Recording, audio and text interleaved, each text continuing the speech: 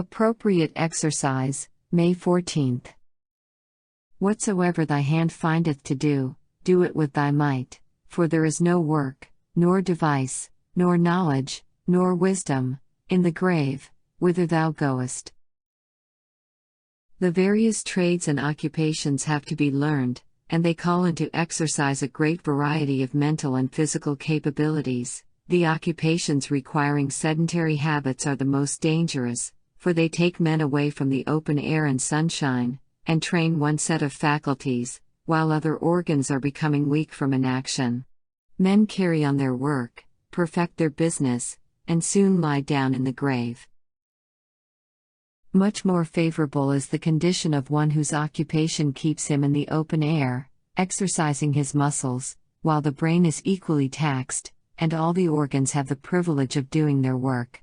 To those who can live outside of the cities, and labor in the open air, beholding the works of the great master artist, new scenes are continually unfolding. As they make the book of nature their study, a softening, subduing influence comes over them, for they realize that God's care is over all, from the glorious sun in the heavens to the little brown sparrow or the tiniest insect that has life. The majesty of heaven has pointed us to these things of God's creation as an evidence of His love.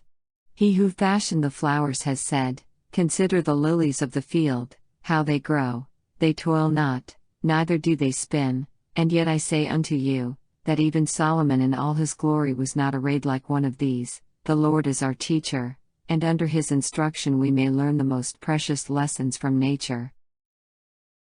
The world is under the curse of sin, and yet even in its decay it is very beautiful.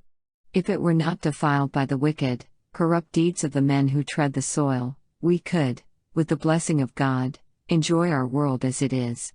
But ignorance, pleasure-loving, and sinful habits, corrupting soul, body, and spirit, make the world full of moral leprosy. A deadly moral malaria is destroying thousands and tens of thousands.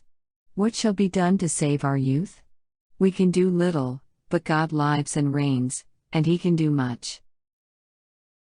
While we shun the false and artificial, discarding horse racing, card playing, lotteries, prize fights, liquor drinking, and tobacco using, we must supply sources of pleasure that are pure and noble and elevating.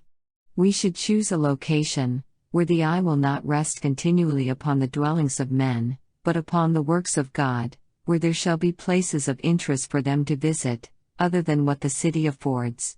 Let them be placed where nature can speak to the senses, and in her voice they may hear the voice of God. Let them be where they can look upon His wondrous works, and through nature behold her Creator.